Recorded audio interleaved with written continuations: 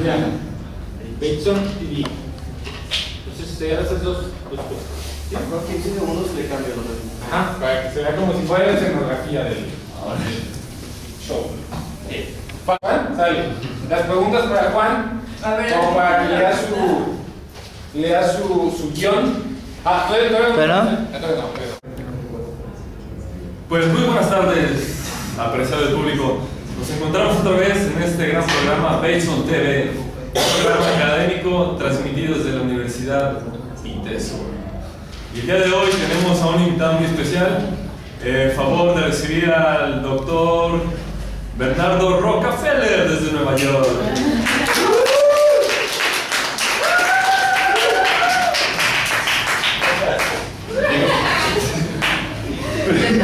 Como que de repente no escucho música y... No, ahorita nos entregamos. Ok. ¿Cómo le fue el viaje, doctor? Antes de empezar allá estos temas académicos. No, bien, un poco cansado el viaje, ¿no? Ya ves, dos escalas. Pero bien, aquí estoy con mucho ánimo en el video. Pues muy bien, muchas gracias de estar aquí. Y tenemos aquí unas preguntas de un grupo selecto de la licenciatura en psicología. Entonces, ¿qué le parece si continuamos con esta parte? Me parece... Sí. Pues vamos a empezar con una pregunta que crea. Sí. ¿Y tu público son estudiantes todos?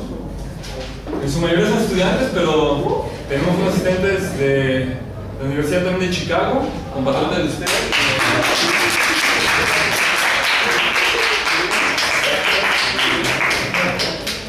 Pero pues en su mayoría tenemos estudiantes. Muy raros de contarnos con eso. Muy bien. Ojalá sea interactivo el público y haya muchas preguntas también después de estas. Muy bien, entonces comencemos con lo académico. ¿Cómo no? Por favor, explíquenos por qué las secuencias convergentes son predecibles y las divergentes son predecibles y cuál es la diferencia entre las dos. Sí, claro, mira, por ejemplo, una secuencia. Juan, ¿verdad? Tenemos Juan. Sí. Sí, Juan, mira. Las secuencias convergentes son las que estudia la estadística, propiamente.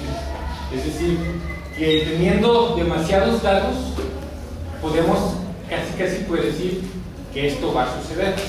Son las secuencias favoritas de la ciencia. En cambio, las divergentes es, imagínate que aventamos una piedra a un estanque, a un lago.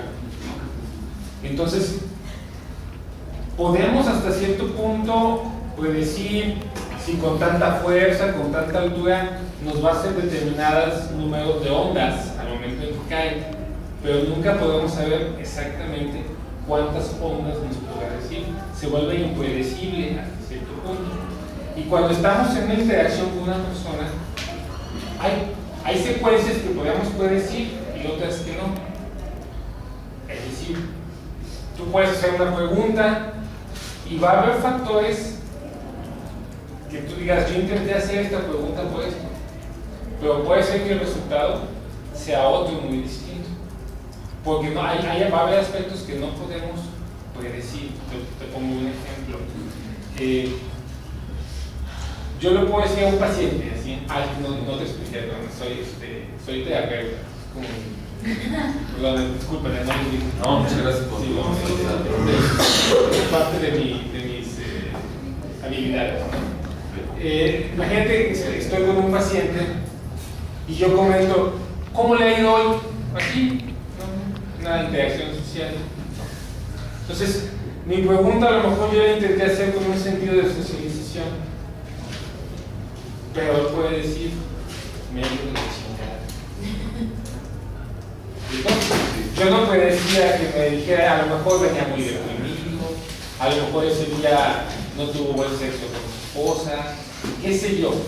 Pero la primera pregunta de decir, ¿cómo le he ido yo? Que hoy yo esperaba una respuesta de tipo social y generalmente decimos, muy bien, ¿no? O decimos más o menos, es como lo habitual. Me puede generar algo que yo no predecía, ¿no?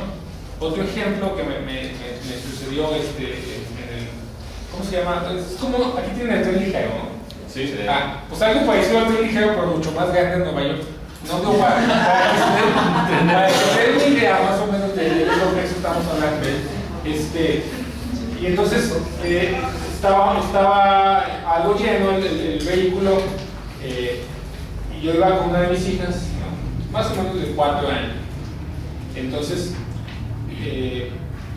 se desocupa un asiento y lo ocupa un cuate alto así fornido, y o sea, me gana como para yo vi el asiento vacío, hago el intento como sentar a mi hija y se sienta él, está fornidote así, grande, ¿no?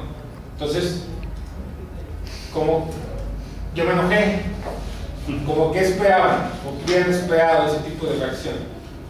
Pues, a ver, vamos ¿Qué a hubieran ver al hecho? público. ¿Qué esperaban? Que se parara, Ah, ¿por qué? porque tenía que pararse a ver a la gente, Ajá, y porque estaba molesto. exacto. No. Porque probablemente usted hubiera hecho lo mismo si usted hubiera estado en la posición del hombre fornido. Ah, sí.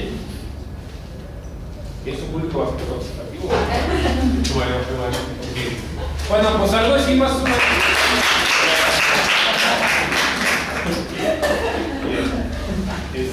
Pues algo así más o menos fue lo que dije, ¿no?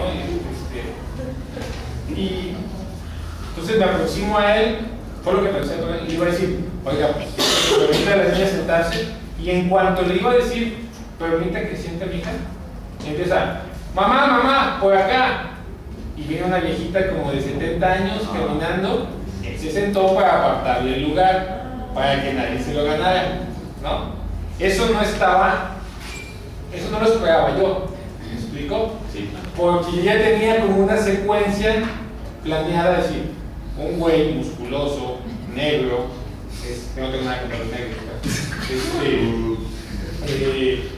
¿cómo le va a ganar el asiento a mi niña? Latina, ¿no? De 4 años. Yo tengo que defender mis derechos, ¿verdad? Pero nunca esperaba que él se hubiera sentado para ganarle el asiento, para guardarle el asiento a su mamá de 70 años y que traía un bastoncito, de esos que son así, como de 3 pisos, ¿no? Entonces, ahí dije, tengo que esperar un poco más hasta tener una idea más clara de todo el sistema, ¿no? Así decirlo. No sé si contesto a tu pregunta. O sea, yo esperaba que él no ocupara el lugar, porque no estaba en mi secuencia, pero lo ocupa fuera de mi secuencia, es decir, yo no esperaba que él lo hiciera para apartarle el lugar a su mamá, ¿no? Ese es un ejemplo de una secuencia divergente. Las dos, al mismo tiempo. Ah, las dos. Las dos, sí, porque yo espero algo y de repente hay una información que se sale de mi secuencia. No sé si leyeron este capítulo de Bateson, de Todo Escolar Sabe. No sé si el público lo leyó. ¿No? Que da un ejemplo de una serie de números. ¿No? Sí. Y que dice, a ver, mira, toma Grecia, por favor.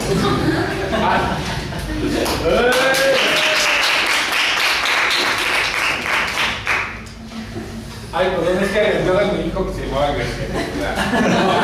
Bajamos un poco, por eso sabía su nombre. Aplausos. Es más o menos parecido, que tú dices, sigue este número, ¿no?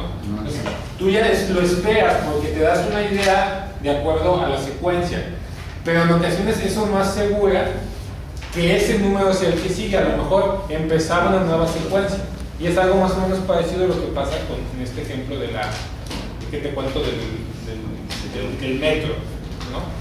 Yo esperaba que siguiera el número 2, por ejemplo, porque así me lo indicaba la secuencia, pero no era el número 4, porque era una nueva secuencia. Ok, entendido. Público, ¿les queda claro esta propuesta? Sí, claro. Yo tengo una duda. Entonces, las secuencias regularmente inician siendo convergentes y se convierten, o sea, más bien no hay secuencias convergentes, o sea, todas son divergentes, pero existe la ilusión de una secuencia convergente en un inicio. Yo diría que eso es lo que intenta la ciencia, que crear la ilusión de la predictibilidad en base a muchos esfuerzos, como puede ser la estadística, por ejemplo. Pero no existe. Sí existe, pero también existe lo divergente.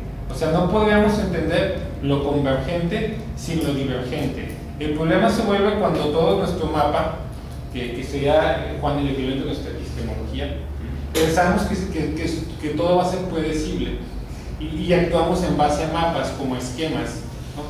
Y toda la información que se sale de nuestro esquema selectivamente la dejamos de lado y eso nos impide conocer otros tipos de pautas que se añaden a nuestro aprendizaje. Seguramente la próxima vez que alguien se siente y me gane el lugar, me esperaré a ver si no se lo guardó a alguien más. Pero eso no quiere decir que no pueda ocurrir otra secuencia y que evidentemente el tipo se sentó porque le quería ganar el lugar a mi niña de 4 años. No sé si me doy a entender.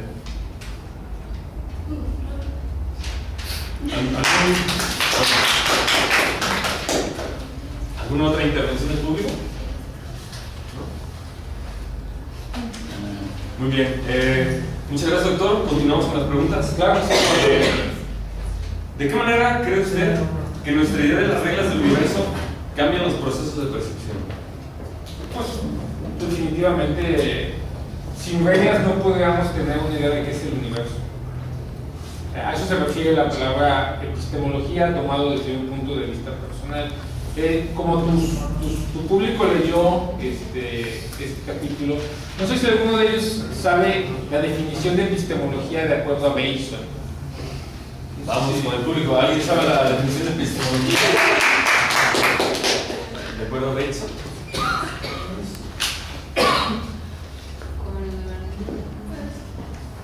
Digo, porque está y está también en otro libro que se llama Estética del Cambio. Sí. Esto sería una puntuación, mi estimada. A ver, ya, señorita Sara. Las reglas de operación que gobiernan el conocimiento, la cognición. Va por ahí. Renata. ¿Cómo los organismos o agregados de organismos conocen, piensan y deciden? No. Es que me estaba interrumpiendo. ¿Cómo los organismos conocen, piensan y deciden? Así es, mi estimada, eso es. O sea, ¿cómo los organismos o agregados de organismos? Quiere decir que no solo las personas conocemos, incluso me atrevería a decir que las instituciones conocen. Es decir, los agregados de organismos pensemos en una institución. Ustedes son una universidad, ¿no? Así es. Sí. ¿Cuál es su concepción de ser humano, por ejemplo, como universidad? No sé si me la pueda responder. Sí, lo voy a intentar. Es siempre, bueno, según la filosofía de la cognición, siempre ante todo amar y servir. Ajá. ¿Alguien del público quiere complementar esta respuesta? Sensibles para transformar, promover la conciencia social, entre otras cosas. El espíritu vivifica. Ok. Ese es su lema de la institución. Libertad también. Ok. Pues estamos hablando de una institución que la componen personas. Sí. No necesariamente fue una sola persona la que ideó toda esta manera de entender al ser humano. Entonces podemos llegar a decir que es la manera como su universidad, el ITESO en este caso, conoce, piensa y decide, ¿no? Por ejemplo, me comentaba uno de los coordinadores de su universidad que no es obligatorio que evalúen los cursos, que no les ponen así como si no evalúas el curso, no puedes inscribirte al próximo semestre, como he visto en otras universidades. Así es. Sí, exacto, así es. Okay. Y claro, y eso ha generado una serie de problemas, me platicaba este coordinador, que de repente hay cursos que nadie evalúa, o 2 evaluaciones de 20. Mira, hay una pregunta por allá. No, yo tengo un comentario. Por eso es importante que los profesores, pues, como que den incentivos para que los alumnos evaluemos el curso, ¿no? Como puntitos extras por ahí.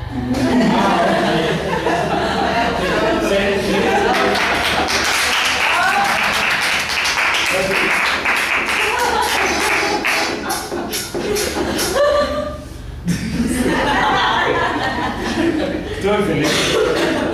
Sí, sería una epistemología bastante lineal la que nos expone Grecia, pero sí sería posible, ¿no? Entonces, a ver, ¿va sobre lo mismo? ¿No? ¿Puedo Sí, terminar es el argumento? no, claro. ¿Sí? Y ahorita voy con ustedes, estimada.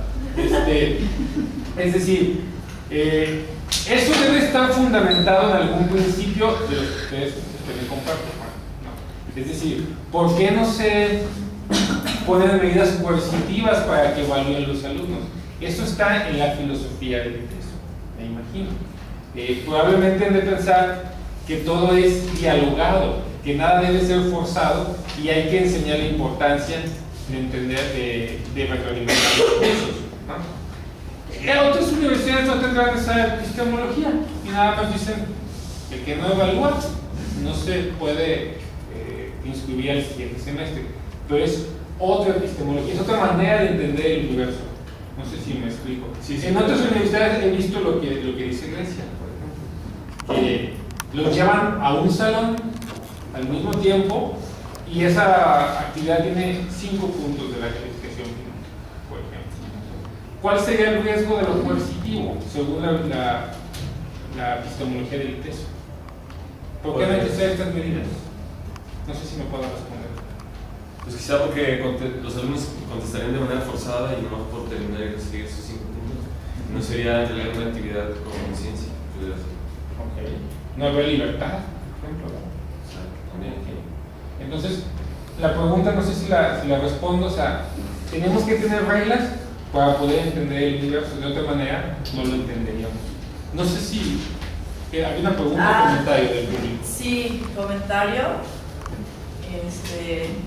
Que también es porque tenemos entendido, o sea, como no vemos un cambio a partir de esas evaluaciones, no promueven que sigas tú participando en esas actividades porque no ves que se estén implementando medidas que reflejen que sí se están tomando en cuenta los comentarios que damos.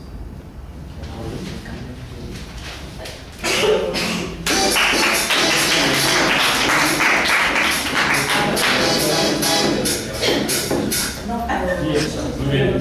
Continuamos después de esta reunión. Aquí, la pausa, por favor. Es como comercial, ¿verdad? Sí.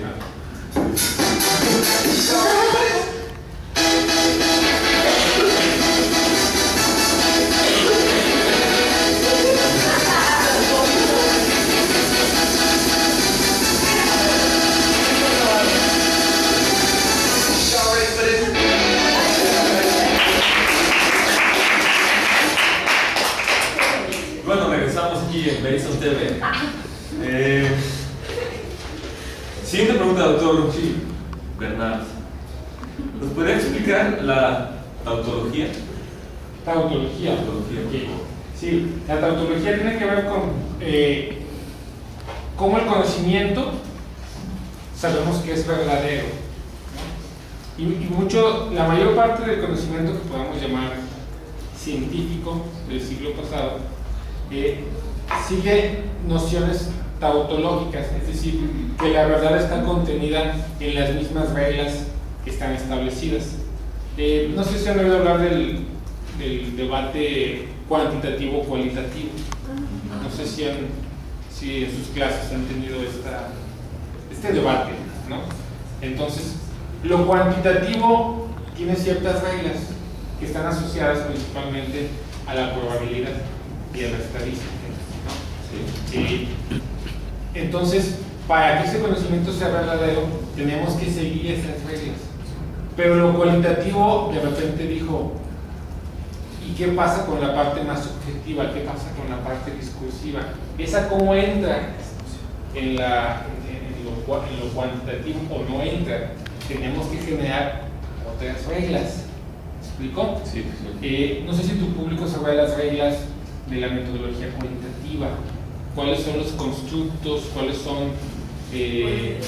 la epistemología cualitativa? Pues vamos preguntándonos. ¿Alguien sabe?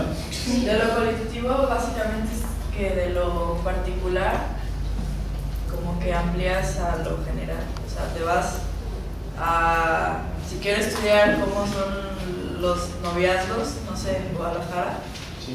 pues entonces estudias, no sé, ciertas parejas, no sé, de novios. Y ya luego, no generalizas, pero sí te da una idea de entonces cómo funciona el colectivo. Pues. Y se basa en, no sé, etnografía, observación, historia de vida. ¿Y cuáles son, aprovechando esta, ¿cuál es su nombre, perdón? Sara, estimada Sara. ¿Y cuáles son las reglas del positivismo? Pues de la metodología cuantitativa. Verificación, esa es mi hipótesis, que es universal, que es repetible, que es comprobable. ¿Y qué instrumentos utiliza para recolectar sus datos? Pues la medición, la comparación, para analizar esencialmente como que los objetos, ¿no? Ajá. La estadística, Sí. aunque también puede la cualitativa tener estadística, pero Ahí ya tenemos una discusión de tipo tautológica, ¿no? ¿Puede la metodología cualitativa asistirse de la estadística? sí. Tenemos una nueva opción, una nueva forma de entender el mundo. Podemos entender secuencias convergentes y secuencias divergentes. Podemos entenderlo de manera inductiva y de manera deductiva. ¿Me explico? Pero habrá puristas que digan, no se puede usar estadística en un estudio cualitativo. Nada más discurso. Pues entonces estaría en el convergente, ¿no? Ajá. O sea, estaría nada más sobre esa línea, o sea, de esa forma lineal, pues. Así es. Entonces, tautológicamente sería incorrecto usar un método estadístico, como nos menciona Sara, en un estudio cualitativo. ¿Sí? No sé si quería ampliar su comentario, Sara. ¿No? Sí. Aplausos.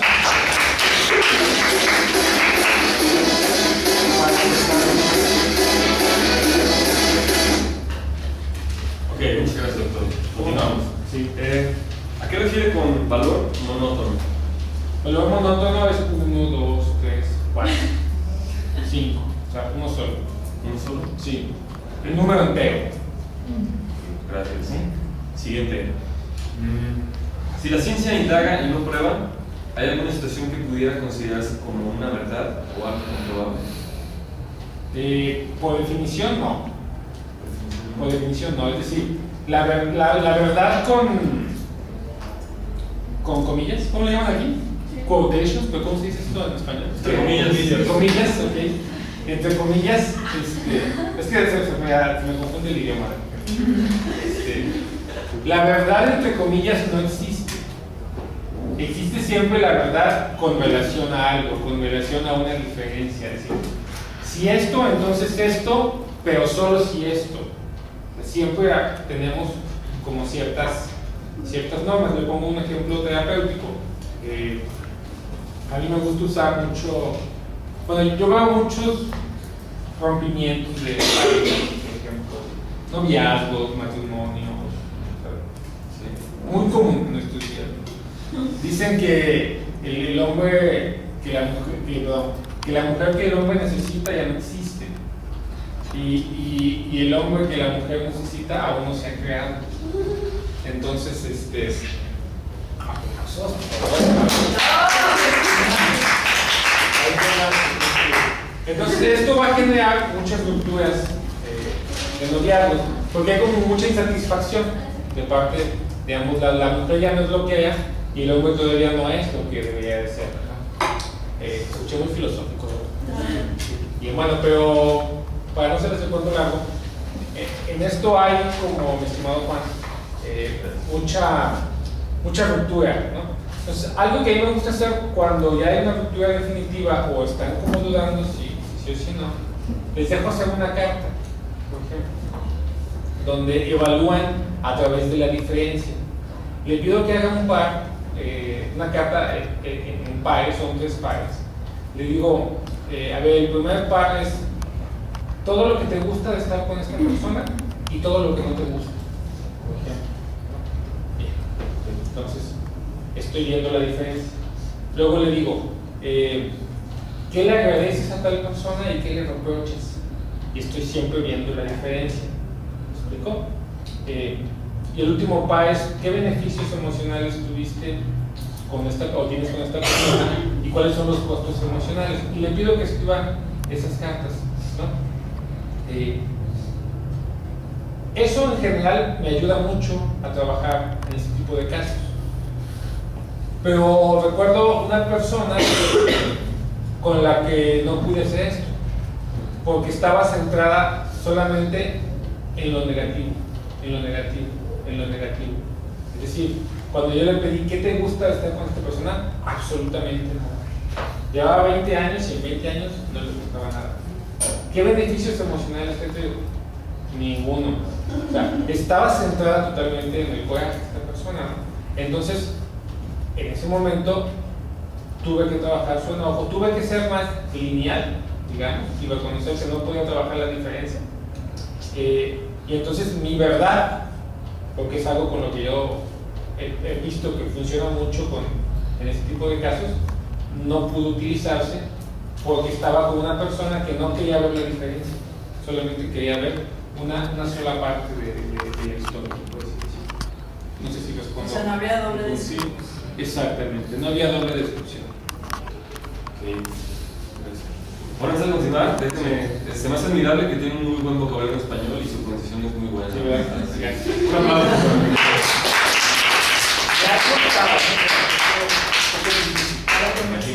Sí. Casi pudiera parecer como un... Nativo. Exacto. Sí, sí, sí. Gracias. Muy bien. Continuemos con las últimas dos.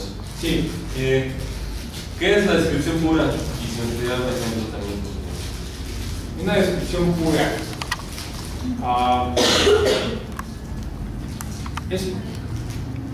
Sería muy complicado, ¿no? Es decir, por ejemplo, los modelos del átomo,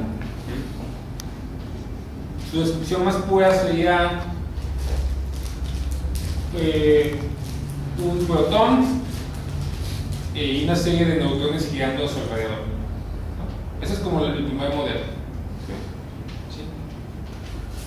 Y ya de ahí se han venido otros tipos de modelos, ¿no? Que le han añadido complejidad al asunto. O ya se habla hasta de quarks, ¿no? Entonces, ¿cuál era la descripción más pura? Tal vez esta, la original, la de un protón con neutrones a su alrededor. Pero si intentamos hacer descripciones puras, entonces se nos complica mucho. Imagínate una familia. ¿Qué es una familia? Me gustaría preguntarle a tu público. De la manera más pura, ¿qué entienden por qué es familia? A ver, ¿quién responde? La descripción más pura que puedan dar, como la más esencial. Pues podría ser como personas relacionadas por la sangre. Por el afecto. Por la sangre, por el afecto. Tiene una manera de funcionar. Ok, tiene una manera de funcionar. Digamos que esto de por la sangre también incluye hijos adoptados, los hijos. Aunque no haya una relación de sangre. No, pues por eso dice Sara que también para el afecto. Ajá. Se conjuga sangre y afecto. Sangre y afecto. ¿Okay? Si te fijas, se vuelve muy complicado llegar a una descripción de la esencia de qué es una familia. Y se vuelve más complicado si alguna institución dice esto es familia.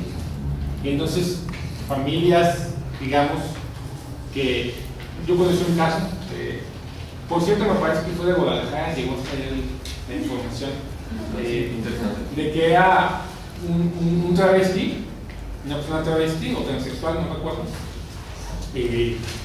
que era la mamá de una niña de 6 años que en realidad por sangre era su sobrina, pero la adoptó porque ni el papá ni la mamá se hicieron cargo de ella. Entonces ella funcionaba como su mamá, fenotípicamente se veía como mamá, como mujer, perdón. Y entonces en la escuela se dieron cuenta que no era una mujer, reportaron el caso al consejo de familia y el consejo de la familia le quitó a la niña porque era travesti o transexual, no me acuerdo. aduciendo que ese no era el contexto apropiado para una niña de 6 años para crecer. Se hizo una evaluación psicológica para determinar el caso, porque esta persona peleó su derecho, porque la había adoptado legalmente, y entonces resultó que la niña veía a esta persona como su mamá. No le hace que no fuera una mujer, pero para ella era su mamá. ¿Sí me explicó? Entonces dijimos, es que eso no es un adecuado para una niña de 6 años. Para que crezca, le va a traer problemas psicológicos, digamos. Eso volvería muy complicado decir exactamente qué es una familia, ¿no? Si ya había un vínculo entre ellos. No sé si me explico. Cuando intentamos hacer descripciones puras, nos metemos solos como en atolladero, porque el mundo es demasiado complejo como para aspirar a una descripción pura, ¿no? Sí, claro. O sea, en ese sentido no hay, en sí, la idea de descripción pura es como inconcebible. Una ilusión. Yo creo que es algo que la ciencia ha buscado hacer, sobre todo la ciencia newtoniana, de Newton para acá. O sea, Es una forma de entender el mundo. Yo creo que hay elementos del mundo que sí se pueden entender de manera pura. El problema es que no todos los elementos del mundo los podemos entender de esa manera. Necesitamos otros modelos para poder trabajar con ellos. Yo creo que el problema no es pensar que una familia debe de ser de papá, mamá e hijos, ¿no? Una familia nuclear. Yo no creo que sea un problema. Para mí el problema es pensar que todo el universo debería funcionar de esa manera, ¿no? Los japoneses, por ejemplo, no ven a su familia de esa manera. Para ellos la familia es la familia extendida, ¿no? Es otra manera de entender el concepto de familia. Dios y Dios. Ajá, todos son su familia de la misma manera como le llamamos A nosotros a la familia nuclear, ¿no? Entonces podría caer en decir que entre más simple es aquello que se quiere describir, se puede describir más puramente, y entre más complejo es más difícil describirlo puro. El último argumento, ¿me lo puedes repetir? Porque no lo entendí del todo. O sea, si una situación o algo que se quiere describir es muy simple, es más fácil llegar a una descripción pura. Ajá. A que si un concepto, lo que se quiere describir es muy complejo, llegar a algo puro, ¿no? Una descripción pura. Ok. Entre Sí. más simple puede ser más pura la descripción. Exacto. Sí, el problema para mí sería siempre tratar de buscar la definición esencial.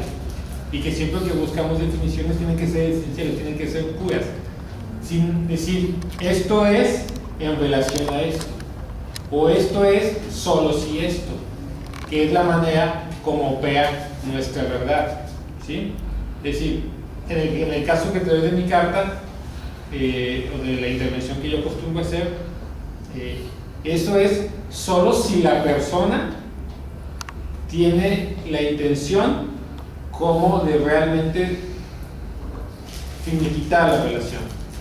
Si no tiene la intención de finiquitar la relación, más bien va a terapia para desahogarse y para seguir atacando a la persona, y así va a ser muy complicado que se separe, porque ¿qué va a hacer si no tiene a quién atacar?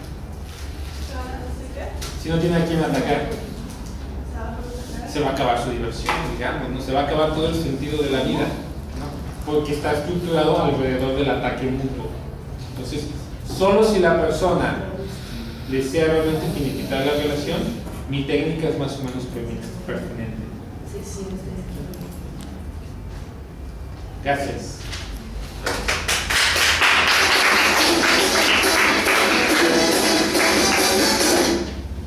Y una última antes de pasar con las dudas del público. ¿Cómo no? Pero, ¿qué es un sistema circular, doctor? Sí, cómo no. Para mí serían los sistemas que se dan en el mundo y en la vida real. Sistemas circulares, es decir, que hay una interacción con el entorno y que sus elementos son movibles, ¿no? Hemos hablado mucho del tema de la familia, pero quizás pudiéramos hablar de otros temas, porque es un tema que más o menos me siento que trabajo con frecuencia, ¿no? Pero siempre está, imagínate una caja negra, ¿no? Y pero nunca sabemos qué hay adentro de ella. Simplemente le entra información y le sale información. Le entra información y le sale información. Entonces, ese es como el primer modelo de sistema que se pensó y que no podíamos saber qué había dentro de la caja negra. Sabíamos que había movimiento, pero no sabíamos qué había. Le entraba y le salía información. Entonces teníamos que ver qué tipo de información le metíamos y qué resultados obteníamos.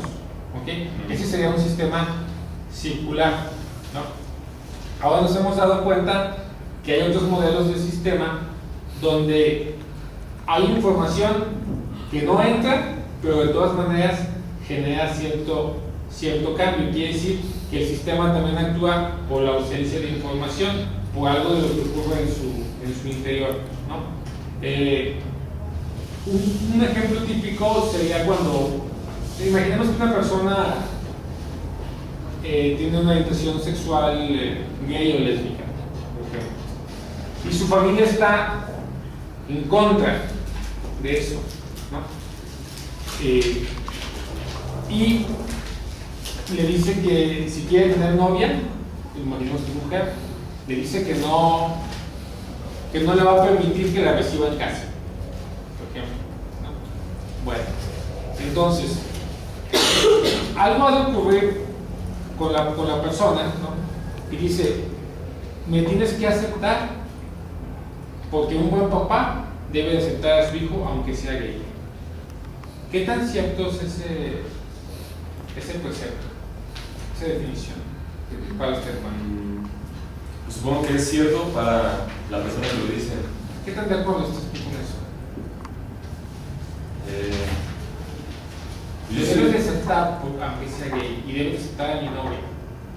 Pues yo estoy de acuerdo que, sí estoy de acuerdo porque antes de ser gay o no, pues es su papá, ¿no? Su familia, es su sangre. Entonces, pues yo no veo por qué no aceptaría a su hijo. Okay. Cambiamos el precepto, pongamos ahora del lado de la mamá. ¿Puede una persona no aceptar a otra? ¿Puede una persona en su casa decir, aquí no entras con esta otra persona? Pues sí, de que puede, claro. ¿Por qué? Porque es la epistemología de la persona y esa persona sabe lo que hace. Vamos a pensar que no lo quiere aceptar porque es su pareja. Por otra cuestión, ¿podría? Claro. Entonces, ¿a cuál información le hacemos más caso? ¿Al hecho de que acepten a su hija con su novia? ¿O al hecho de que ella puede determinar quién entra y quién no entra a su casa? Yo creo que a unas se le puede poner más atención, hacer más caso que a otras. Sí. Simplemente son dos maneras muy diferentes. Pues, el sistema es circular, ¿no? O sea, cuando le metemos información tenemos que ver qué está ocurriendo adentro. No podemos tener idea clara. Si yo me pongo del lado de la hija, ¿a quién me echaré encima? Sí, a lo mejor. Ajá. Si me pongo del lado de la mamá, Ahí. o sea, siempre está circulando. Cualquier movimiento, por mínimo que yo haga, ahí va a haber movimiento. Porque tiene información que le llega aparte de la mía, ¿no? En el caso que te estoy refiriendo es una señora catequista, que va mucho a la iglesia, y el mensaje básico es que la homosexualidad es pecado. Esa es información que le llega muy fuera de lo que yo le pueda decir, ¿no? Y si yo le digo, usted tiene que aceptar a su hija, aunque sea lésbica o de orientación sexual lesbiana, ¿no? Entonces, ¿cómo chocará eso con la otra información con la que ha crecido? Porque desde los 20 o 25 años es catequista, ya tiene 50. Sí, no, pues choca terriblemente, ¿no? Exacto, con todas. Yo debo de ver cómo entro a ese sistema que está en movimiento, porque el sistema va a seguir en movimiento incluso después de mi consulta e incluso después de la terapia. El sistema va a seguir siempre en movimiento. Un error que a veces cometemos los terapeutas es pensar que lo que yo diga es lo más influyente para la familia, y a veces no es cierto. No sé si contesto su pregunta. Sí, contestan. Okay. Muchas gracias.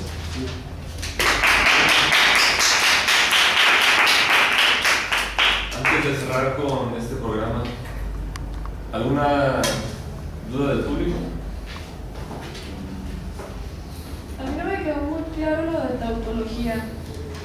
O sea, no era eso.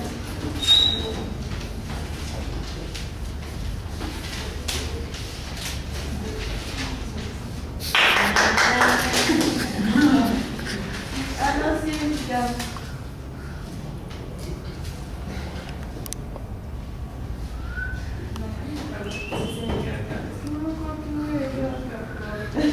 ¿Alguien más? ¿Alguna otra duda o comentario? Hubo participantes del público que no preguntaron, me gustaría saber si tienen alguna pregunta o duda. Yo sí me quedé con la duda de tautología, porque no sé, yo entendí que solo era una manera de entender el mundo de las cosas. ¿Sí es eso? O sea, es un método como... O sea, para que algo sea verdad, tiene que estar en correspondencia con la epistemología y los instrumentos que la hacen verdad. Entonces no es verdad. Entonces, ¿qué? A ver, para No sé, que algo sea verdad tiene que estar... En correspondencia, o para que algo pueda ser tomado como verdadero, tiene que estar en correspondencia con la epistemología y los métodos que utiliza esa epistemología. Es decir, por eso es tan criticado de repente el análisis de caso, porque es un instrumento inductivo, una metodología inductiva. Por ejemplo, ¿han escuchado hablar de Freud? Sí. ¿Sí? Okay. Que presentaba análisis de casos, ¿no? El hombre de las ratas, no sé si lo llegaron a leer, el caso Schreber, ¿no? Entonces, a partir de un caso establecía todas las reglas para el tipo de trastorno, ¿sí? Y entonces, es decir, cómo a partir de la descripción de uno o dos casos podemos llegar a inferir que así funcionan el resto. ¿Sí me explico? O sea, tautológicamente va en contra de las reglas de la ciencia que podemos llamar positivista, que necesita una comprobación de por lo menos n cantidad de casos. El número mágico se supone que son 30, 35, como para poder sostener con cierto criterio que eso es verdadero, siempre entre comillas, ¿eh? Cuando diga verdadero es entre comillas.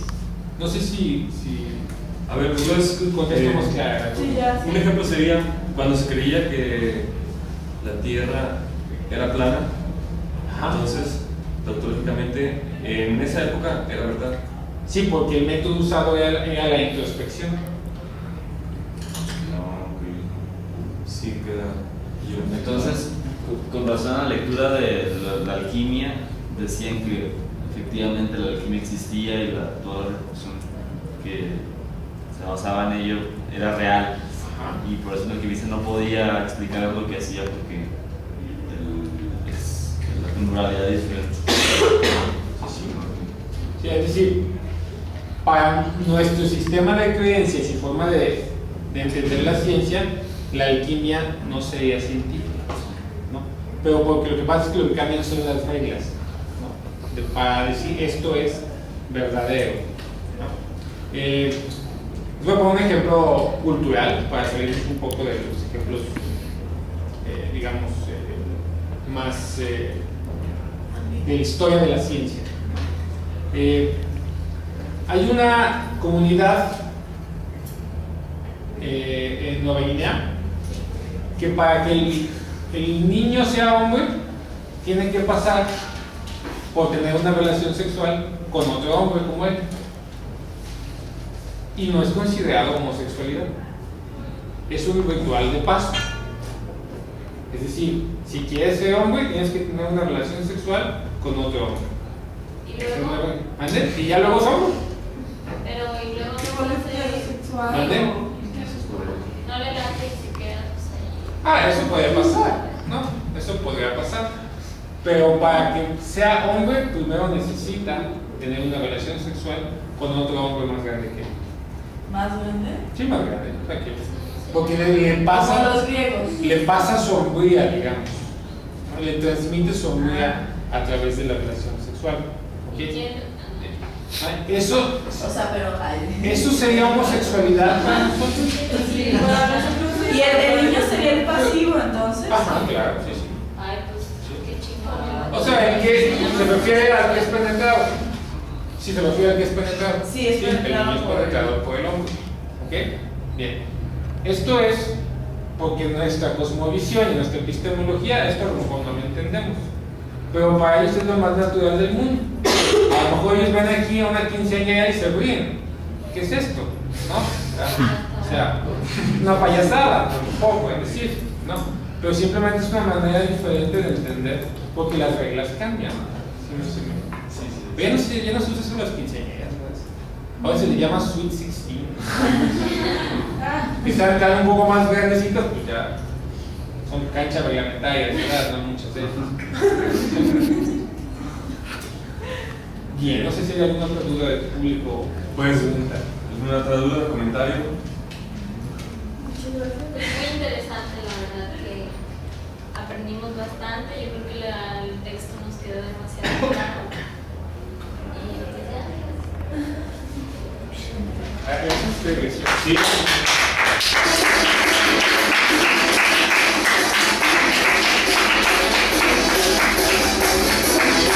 Pues bueno, doctor, muchísimas gracias por habernos regalado este tiempo. Se les va la música de repente. Sí, es que se emociona aquí mi compañero de sonido. Pero bueno, pasamos un rato agradable y siéntese bienvenido de volver cuando usted quiera. Muchas gracias a ti y a todo el público.